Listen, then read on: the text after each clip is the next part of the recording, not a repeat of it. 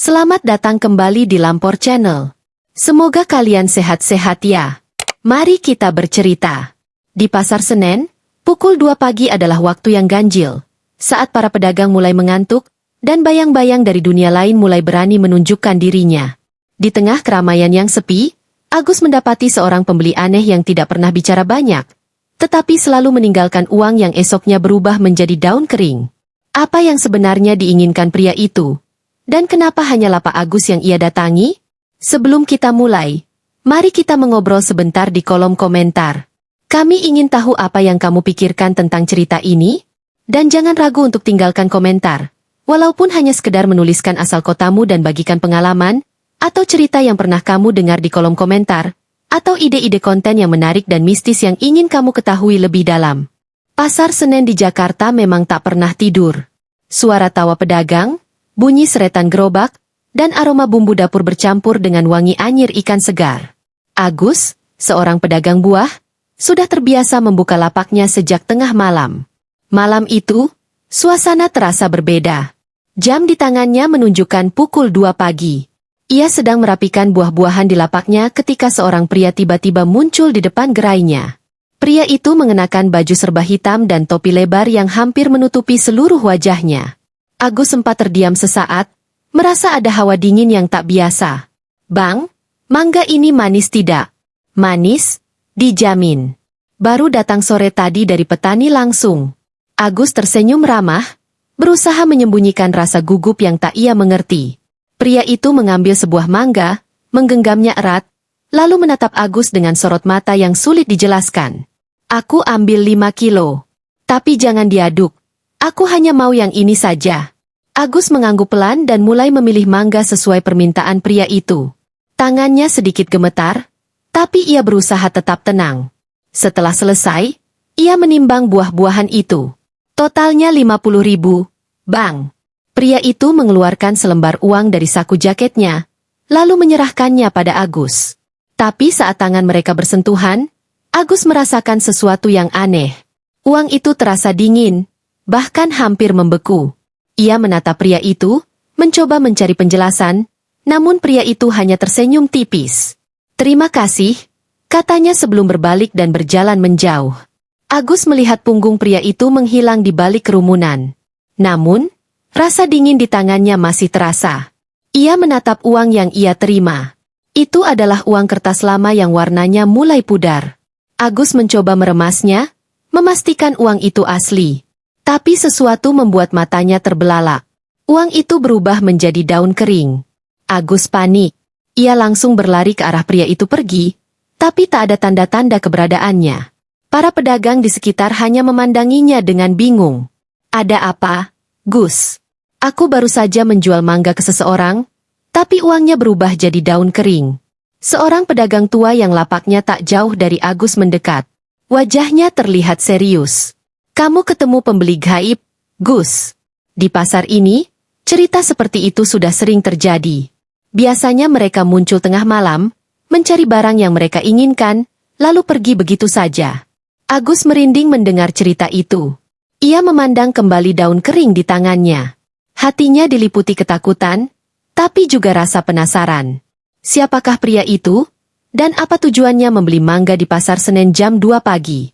Sejak malam itu, Agus selalu berhati-hati. Ia mulai menyimpan bawang putih di lapaknya, seperti yang disarankan pedagang tua tadi. Namun, rasa dingin yang ia rasakan malam itu seakan masih melekat di sekelilingnya, mengingatkannya pada pertemuan yang sulit ia lupakan. Beberapa malam setelah kejadian itu, Agus terus merasa gelisah setiap kali ia membuka lapaknya. Meski ia berusaha menganggap semua itu sebagai kebetulan, rasa dingin aneh di tangannya seolah menjadi pengingat yang tak henti mengganggu pikirannya.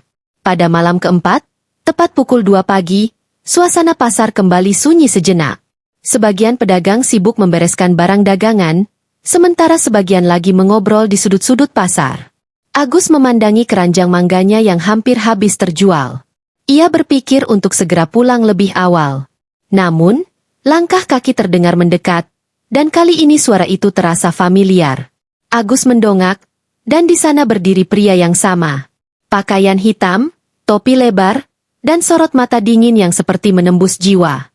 Agus tercekat. Ia merasa tubuhnya kaku, tetapi ia memaksa dirinya untuk bersikap tenang. Masih ada mangga yang manis. Agus mengangguk pelan sambil merapikan buah di depannya. Meski dadanya berdebar kencang, ia berusaha menjaga ekspresi agar tak terlihat panik. Ambilkan 5 kilo lagi. Seperti waktu itu. Agus tidak menjawab. Ia hanya menurut, memilih mangga satu persatu seperti yang diminta. Namun, kali ini, ia tak bisa menahan diri untuk bertanya. Abang sering ke pasar ini? Ya. Pria itu menatap Agus. Sekilas, senyumnya muncul lagi, samar dan dingin. Aku kesini saat butuh sesuatu. Agus merasa jawaban itu seperti teka-teki. Ketika ia selesai menimbang mangga dan menyebutkan harga, pria itu kembali menyerahkan selembar uang. Tapi kali ini Agus langsung menaruh uang itu di atas timbangan dan memerhatikannya. Pria itu hanya menatap tanpa ekspresi, lalu pergi membawa mangganya. Ketika pria itu menghilang di sudut pasar, Agus memeriksa uang di timbangan. Uang itu masih terlihat normal, tetapi semakin lama ia memandanginya, uang tersebut mulai memudar, berubah warna menjadi abu-abu, lalu perlahan-lahan berubah menjadi selembar daun kering. Agus meremas daun itu, lalu membuangnya dengan perasaan cemas. Ia segera menghampiri pedagang tua yang pernah bercerita tentang pembeli gaib. Pak, saya ketemu dia lagi. Tapi kenapa dia kembali ke lapak saya? Pedagang tua itu menatap Agus dengan sorot serius. Mungkin ada sesuatu di lapak kamu yang menarik dia. Pernahkah kamu merasa ada barang daganganmu yang aneh? Mungkin berbeda dari biasanya. Agus menggeleng, tapi ia teringat sesuatu. Mangga-mangga yang ia jual baru-baru ini berasal dari kebun lama di kampungnya. Kebun yang dikenal angker oleh warga sekitar. Ia mendapatkan buah itu karena harga murah dan hasilnya terlihat segar. Jadi ia tak terlalu memikirkannya. Kamu tahu asal buah itu? Agus mengangguk ragu. Kalau memang ada sesuatu yang tidak beres, kamu harus mengembalikan barang itu atau meminta izin. Kalau tidak, mungkin mereka akan terus datang. Agus terdiam. Malam itu, ia pulang dengan pikiran penuh tanya. Ia memutuskan untuk kembali ke kampung esok hari dan memastikan semuanya. Ia tahu, jika ia tak menyelesaikan ini, bayangan pria misterius itu akan terus menghantuinya. Keesokan harinya, Agus berangkat ke kampung tempat ia mendapatkan mangga-mangga itu. Kebun tua itu masih seperti terakhir kali ia melihatnya. Sunyi dan tertutup oleh rimbunnya pepohonan. Agus membawa beberapa sesajen, seperti yang disarankan oleh pedagang tua di pasar. Ia meletakkannya di tengah kebun dan menyalakan dupa kecil. Tolong maafkan saya jika ada kesalahan. Saya hanya mencari rezeki dari hasil kebun ini. Angin dingin tiba-tiba berhembus, membuat daun-daun di sekitarnya berjatuhan. Agus merasakan hawa berat yang membuat tubuhnya gemetar. Tapi tak ada suara, tak ada bayangan. Ia hanya berdiri di sana, berharap permintaannya diterima. Setelah selesai, ia kembali ke Jakarta. Malam berikutnya di Pasar Senen, ia merasa lega karena pria itu tidak muncul lagi. Namun, Agus tahu satu hal. Pasar ini memang tempat bertemunya dunia yang nyata dan tak kasat mata. Dan ia telah menjadi salah satu saksi dari rahasia gelap yang mengintai di sudut-sudutnya. Beberapa minggu berlalu sejak Agus melakukan ritual di kebun tua. Pria misterius itu tidak pernah lagi muncul di lapaknya. Agus mulai merasa lega, mengira semua sudah selesai. Namun, malam-malam di Pasar Senen tetap membuatnya gelisah. Ada sesuatu yang berbeda. Seolah-olah dia masih diawasi oleh sesuatu yang tak kasat mata. Suatu malam, sekitar pukul 1.30 pagi, Agus sedang melayani pembeli terakhir ketika seorang wanita tua dengan wajah keriput mendekati lapaknya. Bajunya kumal, rambutnya kusut, dan matanya memancarkan kelelahan. Ia berjalan perlahan sambil membawa kantong anyaman lusuh. Mas, mangganya masih segar? Tanyanya dengan suara serak. Agus mengangguk sambil tersenyum. Tentu, Bu. Baru datang tadi malam. Kalau begitu, saya harus bagaimana, Bu? Tanyanya dengan nada putus asa. Wanita itu mengeluarkan sesuatu dari kantong anyamannya, sebuah botol kecil berisi cairan bening. Ia menyerahkannya pada Agus. Ini untuk melindungi lapakmu. Percikan keempat sudut lapak dan jangan lupa berdoa. Tapi ingat, ini hanya untuk perlindungan. Jika mereka tetap datang, artinya ada sesuatu yang harus kamu selesaikan sendiri. Agus menerima botol itu dengan tangan gemetar. Terima kasih, Bu. Tapi siapa sebenarnya mereka? Wanita itu tidak menjawab. Ia hanya tersenyum tipis, lalu berjalan menjauh ke arah sudut gelap pasar. Agus memandanginya sampai sosoknya menghilang. Tapi ia tidak mendengar langkah kaki atau suara apapun. Malam itu, setelah pasar mulai sepi, Agus mengikuti saran wanita tua itu. Ia menuangkan cairan dari botol kecil ke 4 sudut lapaknya sambil membaca doa dalam hati. Bau harum dari cairan itu memenuhi udara, membuatnya merasa sedikit tenang. Namun, ketika ia menutup lapaknya dan bersiap pulang, sesuatu membuatnya terdiam. Dari sudut matanya, ia melihat sosok pria bertopi lebar itu berdiri jauh di ujung lorong pasar. Sosoknya tidak bergerak, hanya berdiri diam, memandang ke arah Agus. Agus menelan ludah dan mempercepat langkahnya. Ia tidak ingin tahu apa yang akan terjadi jika ia menoleh lagi. Tapi di sepanjang perjalanan pulang, ia merasa ada sesuatu yang mengikutinya dari kejauhan. Malam-malam berikutnya, meski cairan itu tampaknya memberikan perlindungan, Agus menyadari satu hal. Masalah ini belum selesai. Sosok-sosok dari dunia lain itu mungkin tidak lagi menyerang langsung. Tapi mereka masih ada, mengintainya, menunggu waktu yang tepat. Agus tahu ia harus mencari cara untuk benar-benar menyelesaikan semua ini. Dan kali ini, ia tidak hanya menghadapi mereka yang tak kasat mata, tetapi juga bayang-bayang kesalahan yang mungkin tak pernah ia sadari telah ia lakukan. Hari-hari Agus di pasar Senen berubah menjadi penuh kewaspadaan. Meski cairan pemberian wanita tua itu membuat lapaknya terasa lebih tenang, perasaan tidak nyaman tetap menghantuinya. Setiap kali ia berdiri di belakang lapak, ia merasa ada mata yang mengawasinya dari kegelapan. Meskipun ketika ia menoleh, tidak ada siapa-siapa. Suatu malam, saat hujan gerimis membasahi pasar, seorang pedagang tua bernama Pak Darto, yang lapaknya tak jauh dari Agus, mendekatinya. Pak Darto adalah salah satu orang yang paling lama berdagang di pasar Senen, dan konon tahu banyak tentang cerita-cerita misterius di pasar itu. Gus, kamu masih merasa ada yang aneh di lapakmu? Tanyanya sembari duduk di bangku kecil dekat Agus. Agus mengangguk pelan. Saya pikir semuanya selesai setelah pakai cairan itu. Tapi saya masih merasa dia ada di sekitar sini. Pak Darto menghela napas panjang. Pasar ini memang tempat yang penuh cerita. Gus, banyak orang seperti kamu yang terlibat dengan mereka tanpa sengaja. Maksud Bapak, siapa mereka itu? Agus menatap Pak Darto penuh rasa ingin tahu. Pak Darto menatap Agus dengan sorot mata yang serius. Kamu pernah dengar soal kebun angker di luar kota itu, kan? Kebun tempat kamu dapat mangga itu. Agus mengangguk. Ya, Pak. Saya dapat mangga itu dari sana. Itu bukan kebun biasa. Orang-orang tua bilang, kebun itu adalah tempat persembunyian makhluk-makhluk halus sejak zaman dulu. Mereka tidak suka diganggu, apalagi jika ada yang membawa hasil dari kebun itu tanpa izin yang benar. Agus terdiam, memikirkan kata-kata Pak Darto. Ia merasa semakin yakin bahwa pria bertopi lebar dan hawa dingin yang ia rasakan adalah bagian dari kutukan kebun itu. Lalu, apa yang harus saya lakukan, Pak? Saya sudah bawa sesajen ke sana, tapi dia masih datang. Pak Darto menatapnya lama. Kalau sesajen tidak cukup, mungkin mereka ingin sesuatu yang lebih. Mungkin kamu harus bicara langsung dengan penjaganya. Penjaga?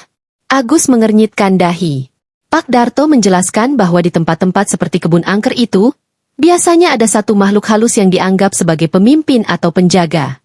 Makhluk ini adalah yang paling kuat, dan jika ada masalah seperti ini, hanya dia yang bisa memberikan izin atau menyelesaikan konflik. Tapi hati-hati, Gus. Kalau kamu ingin bertemu dengan penjaga itu, kamu harus siap dengan segala risikonya. Mereka tidak suka manusia yang datang dengan niat yang salah. Malam itu, Agus memutuskan untuk kembali ke kebun tua. Ia merasa tak ada jalan lain jika ia ingin benar-benar terbebas dari gangguan makhluk-makhluk itu. Dengan membawa sesajen yang lebih lengkap dan sebuah lilin putih seperti yang disarankan Pak Darto, ia berangkat ke kebun dengan perasaan was-was. Ketika sampai di kebun, suasananya lebih mencekam daripada terakhir kali ia datang. Angin berhembus pelan, membawa aroma lembab dari dedaunan yang basah. Agus menyalakan lilin putih dan meletakkannya di tengah kebun, di tempat ia sebelumnya meletakkan sesajen. Tolong, saya datang untuk meminta maaf. Saya tidak tahu bahwa membawa mangga dari sini akan membuat masalah. Hening. Hanya suara angin dan gemerisik dedaunan yang terdengar. Tapi kemudian, Agus merasakan tanah di bawah kakinya bergetar pelan. Ia menoleh ke sekeliling, mencari sumbernya, hingga tiba-tiba suara berat terdengar di belakangnya. "Kenapa kamu datang lagi?" Agus berbalik, dan di sana berdiri sesosok tinggi besar dengan wajah yang tidak jelas, seolah diselimuti kabut. Sosok itu mengenakan jubah hitam panjang, dan matanya bersinar merah di tengah gelap malam. Saya ingin meminta maaf. Saya tidak tahu bahwa mangga itu milik kalian." Sosok itu mendekat, membuat Agus hampir kehilangan keseimbangan karena hawa dingin yang menyelimuti tubuhnya. "Kamu membawa mereka ke dunia manusia. Kamu membuka pintu. Itu bukan hal yang mudah diperbaiki." Agus gemetar. "Apa yang harus saya lakukan untuk memperbaikinya?" Sosok itu terdiam sejenak, lalu menunjuk ke arah salah satu pohon besar di kebun. Di bawahnya, terdapat sebuah lubang kecil yang seolah-olah merupakan bagian dari akar pohon itu. "Kembalikan apa yang kamu ambil ke tempat ini." "Tapi, semua mangganya sudah terjual," jawab Agus dengan suara putus asa. "Maka kamu harus memberikan gantinya. Sesuatu yang lebih berharga dari mangga-mangga itu." Agus terdiam, mencoba memahami maksud dari kata-kata sosok itu. Apa yang lebih berharga? Hanya ada satu jawaban yang masuk akal. "Saya akan memberikan uang hasil penjualan mangganya." Sosok itu tertawa kecil. Suara yang terdengar seperti desiran angin kencang. "Uangmu tidak berarti apa-apa. Yang kami inginkan adalah keikhlasanmu. Kamu harus meninggalkan sesuatu yang penting bagimu di sini." Agus merasa dadanya sesak. Ia tahu apa yang dimaksud. Ia harus mengorbankan salah satu barang berharganya, mungkin sesuatu yang ia miliki sejak lama, sebagai bentuk pengganti. Setelah berpikir keras, ia membuka dompetnya dan mengeluarkan cincin peninggalan almarhum ayahnya, benda yang selalu ia bawa sebagai pengingat keluarganya. Dengan tangan gemetar, ia meletakkan cincin itu di lubang di bawah pohon besar, sambil memohon dalam hati agar masalah ini selesai. Sosok itu memandangi cincin tersebut, lalu perlahan menghilang ke dalam kabut, meninggalkan Agus sendirian di kebun. Setelah malam itu, gangguan di lapaknya benar-benar berhenti. Tidak ada lagi rasa dingin, tidak ada lagi bayangan pria bertopi lebar, dan semuanya kembali seperti semula. Namun, Agus tahu bahwa ia telah meninggalkan sebagian kecil dari dirinya di kebun itu, sebagai pengingat bahwa dunia yang tak kasat mata selalu ada di sekitarnya, menunggu untuk dihormati. Sejak malam itu, kehidupan Agus perlahan kembali normal. Lapaknya di pasar Senen ramai seperti biasa, dan pelanggan datang silih berganti. Tapi jauh di dalam hati, ia tahu ada sesuatu yang berbeda. Pengalaman di kebun angker itu telah meninggalkan bekas yang sulit dihapus. Namun, suatu malam, sekitar 2 bulan setelah ia mengorbankan cincin peninggalan ayahnya, Agus merasakan sesuatu yang janggal. Udara di sekitar lapaknya mendadak menjadi dingin, meski tidak ada angin. Pedagang lain mulai melirik ke arah lapaknya, terlihat heran. "Gus, kamu lihat itu?" tanya salah satu pedagang, menunjuk ke pohon besar di dekat sudut pasar. Agus menoleh. Di bawah pohon itu, samar-samar terlihat sosok pria bertopi lebar yang dulu sering menghantuinya. Pria itu berdiri kaku, tidak bergerak, hanya menatap ke arah Agus dengan tatapan tajam. Agus merasa jantungnya berdetak lebih kencang. Ia yakin masalah ini sudah selesai. Tapi mengapa pria itu kembali? Ia mencoba mengabaikan sosok itu dan melanjutkan melayani pembeli, namun konsentrasinya buyar. Ketika pasar mulai sepi, Agus memutuskan untuk mendekati pohon itu. Sosok pria bertopi lebar sudah menghilang, tapi ia menemukan sesuatu di bawah pohon. Sebuah cincin yang terlihat sangat familiar. Itu adalah cincin peninggalan ayahnya yang dulu ia tinggalkan di kebun angker. Dengan tangan gemetar, Agus mengambil cincin itu. Saat ia menggenggamnya, hawa dingin langsung menyelimuti tubuhnya. Tiba-tiba, suara berat yang pernah ia dengar di kebun angker kembali terdengar di telinganya, meski tak ada orang di sekitarnya. "Kamu pikir semuanya selesai begitu saja?" Agus terkejut dan menjatuhkan cincin itu ke tanah.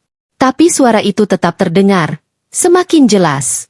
"Kamu telah membuka pintu, Agus. Mereka sudah masuk, dan tidak ada yang bisa kamu lakukan untuk mengusir mereka." Agus mencoba berlari kembali ke lapaknya, tapi langkahnya terasa berat. Di sekelilingnya, bayangan-bayangan hitam mulai bermunculan, membentuk sosok-sosok aneh yang bergerak mendekatinya. Suara bisikan-bisikan memenuhi udara, membuat Agus merasa seperti terperangkap dalam mimpi buruk. Kamu harus pergi ke tempat di mana semuanya dimulai. Suara itu kembali bergema. Kebun itu memanggilmu. Keesokan harinya, Agus memutuskan untuk kembali ke kebun tua, kali ini ditemani oleh Pak Darto. Ia menceritakan apa yang terjadi malam sebelumnya, dan meski Pak Darto awalnya ragu, ia setuju untuk membantu. Sesampainya di kebun, suasananya lebih gelap dan mencekam dibandingkan sebelumnya. Langit yang mendung membuat kebun itu terasa seperti dunia lain. Agus membawa cincin itu bersamanya, berharap ia bisa mengembalikannya dan mengakhiri semuanya. Ketika mereka tiba di pohon besar, suara berat itu kembali terdengar. Kamu sudah terlambat, Agus. Mereka sudah masuk ke dalam hidupmu. Tiba-tiba, tanah di bawah mereka mulai bergetar. Akar-akar pohon besar itu bergerak seperti ular, mengelilingi kaki Agus dan Pak Darto. Mereka berdua berusaha melepaskan diri, tapi akar-akar itu semakin kuat mencengkeram. Dari balik pohon, muncul sosok besar yang menyerupai bayangan dengan mata merah menyala. Kamu harus memilih, Agus, kata sosok itu. Tinggalkan hidupmu di sini, atau bawa mereka bersamamu ke dunia manusia. Agus bingung dan ketakutan. Ia tidak mengerti apa yang dimaksud oleh sosok itu. Pak Darto mencoba berbicara. Jangan dengarkan dia, Gus. Dia hanya ingin kamu menyerah. Tapi sosok itu tertawa. Suaranya menggema di seluruh kebun.